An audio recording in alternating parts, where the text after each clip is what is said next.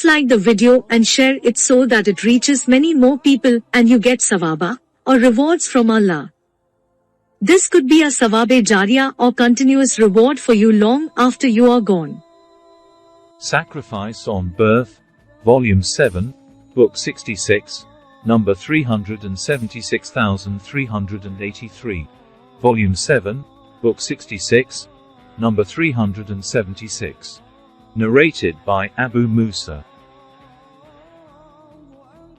A son was born to me, and I took him to the Prophet, who named him Ibrahim, did tarnik for him with a date, invoked Allah to bless him, and returned him to me. The narrator added, that was Abu Musa's eldest son. Volume 7, Book 66, number 377. Narrated by Aisha. A boy was brought to the Prophet to do tarnik for him, but the boy urinated on him, whereupon the Prophet had water poured on the place of urine. Volume 7, Book 66, number 378.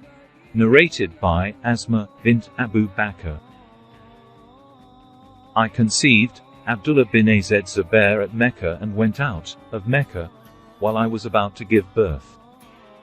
I came to Medina and encamped at Quba, and gave birth at Quba. Then I brought the child to Allah's apostle and placed it on his lap. He asked for a date, chewed it, and put his saliva in the mouth of the child. So the first thing to enter its stomach was the saliva of Allah's apostle. Then he did its tarnik with a date, and invoked Allah to bless him. It was the first child born in the Islamic era, therefore they, Muslims, were very happy with its birth, for it had been said to them that the Jews had bewitched them, and so they would not produce any offspring. Volume 7, Book 66, number 379. Narrated by Anas bin Malik. Abu Talha had a child who was sick. Once, while Abu Talha was out, the child died. When Abu Talha returned home, he asked, "How does my son fare?" Salam, his wife, replied, "He is quieter than he has ever been." Then she brought supper for him, and he took his supper and slept with her.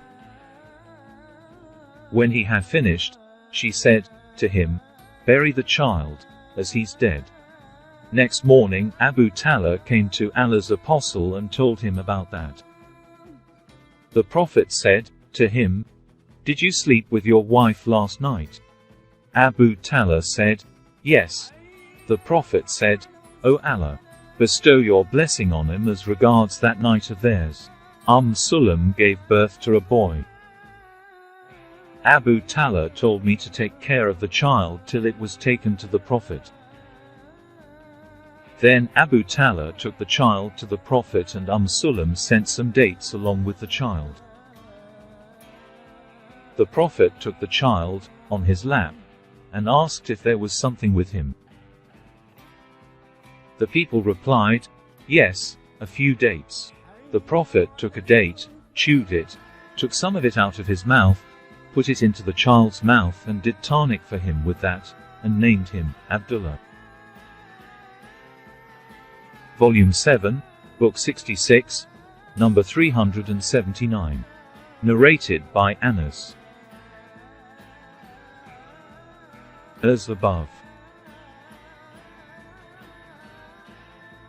Volume 7, Book 66, number 380. Narrated by Salman bin Amir ad-Dabi. I heard Allah's apostle saying, "Akikah is to be offered for a newly born boy, so slaughter an animal for him, and relieve him of his suffering." Note, it has been quoted in Fatah al-Bari that the majority of the religious scholars agrees to the hadith narrated in Sahi at TLRMLZY that the Prophet was asked about Akikah, and he ordered 2 sheep for a boy and 1 sheep for a girl, and that is his tradition, Sunna. Volume 7, Book 66, number 381. Narrated by Habib bin Ash-Shahid. Ibn Sirin told me to ask Al-Hassan from whom he had heard the narration of Aqiqah. I asked him and he said, from Samura bin Jundub. Volume 7, Book 66, number 382. Narrated by Abu Hurairah. The Prophet said, neither Farah nor Atira is permissible. Al-Farah nor Atira is permissible. Al-Farah was the first offspring of camels or sheep, which the pagans used to offer as a sacrifice to their idols. And Al-Atira was a sheep which was to be slaughtered during the month of Rajab. Volume 7, Book 66, number 383. Narrated by Abu Hurairah. The Prophet said, neither Farah nor Atira is permissible. Al-Farah was the first offspring they got of camels or sheep, which they, pagans, used to offer as a sacrifice to their idols. Atira was a sheep which used to be slaughtered during the month of Rajab.